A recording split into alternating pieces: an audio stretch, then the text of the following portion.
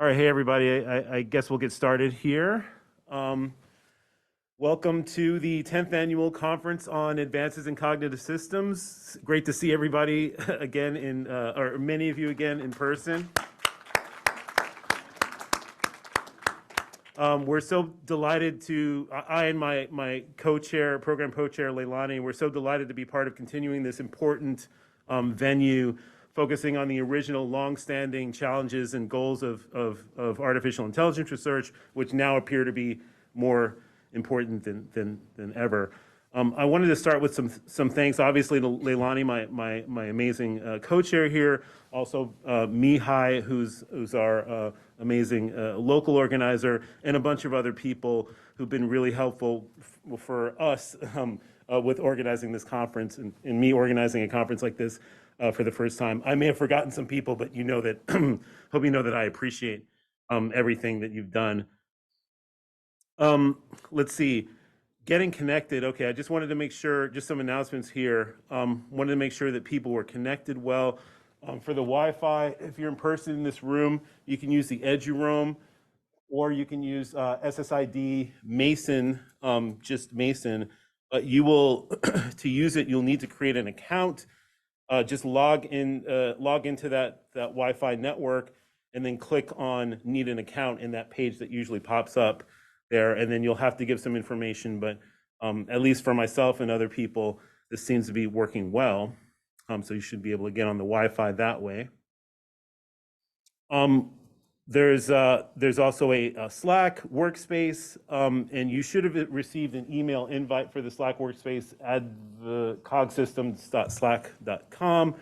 If not, please email Leilani, who can give you a link or invitation to the Slack workspace. So we're going to be using the Slack workspace a lot throughout this weekend, and we've used it in previous years as well.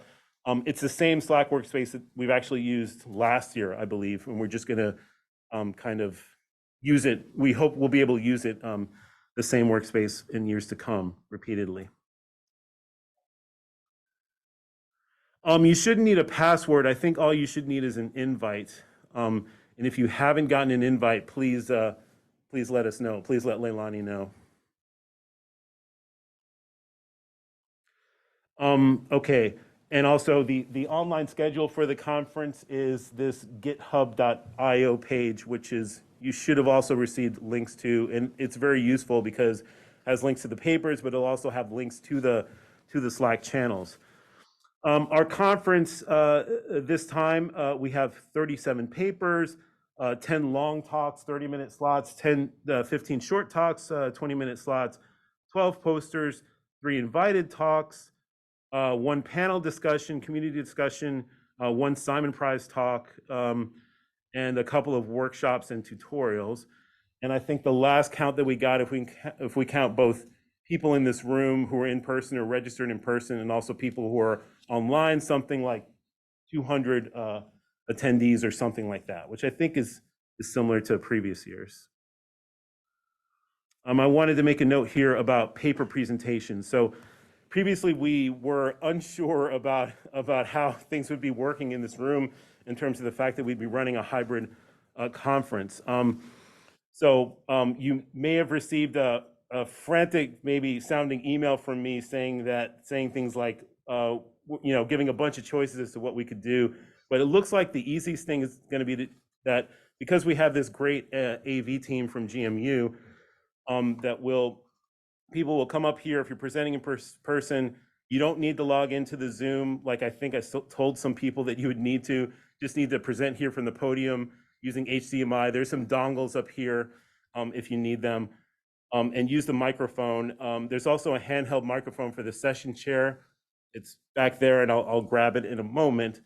And so our AV team is going to take care of making sure that everything is broadcasted well over the Zoom, that the audio is good, and stuff like that. So that should be great. For folks who are presenting papers virtually, there are no real worries, I think. We only have one kind of partial virtual presentation today, and a couple tomorrow, and then most of our virtual presentations are going to end up being on Monday. So for session chairs, And also for attendees generally, also here and virtually, we want Slack to be kind of the home base of interactions for virtual attendees. Each talk, each presentation has a devoted Slack channel. Please post questions and comments there to that Slack channel. Please post other things like jokes and stuff to I think there's a random channel. There's links to the Slack channels for each talk from the online schedule. I believe that the raised hand and chat features on the Zoom are most likely disabled. And so the session chair will monitor the Slack and interact with the presenters to provide a mix of questions and comments, both in person and virtual. Later, maybe working with the AV folks, we may allow Zoom attendees to actually unmute and speak. I'm not sure about that yet, but that could be a possibility. The poster session has been split up to both an in-person component and a virtual component. We'll feature the in-person posters from 4:45 to 5:30 p.m. today. The poster session is today. And then there's a time slot featuring the virtual posters from 5:30 p.m. to 6 p.m. If you're an in-person poster presenter, you probably know the poster presentations are going to be in this adjoining room. For virtual poster presenters, each presenter will host a discussion on in their own separate Zoom room, and you should have by now gotten information about the Zoom room for your virtual poster presentation. And so for people who want to talk to somebody about their poster, visit the Zoom room of a poster presenter. The Zoom room links will be posted on the Slack channel corresponding to each poster. And those are linked from the online schedule. Okay, that's all I wanted to say. Thank you all, and I guess let's get started with the first presentation. I think our session chair may not be here yet, but we will improvise.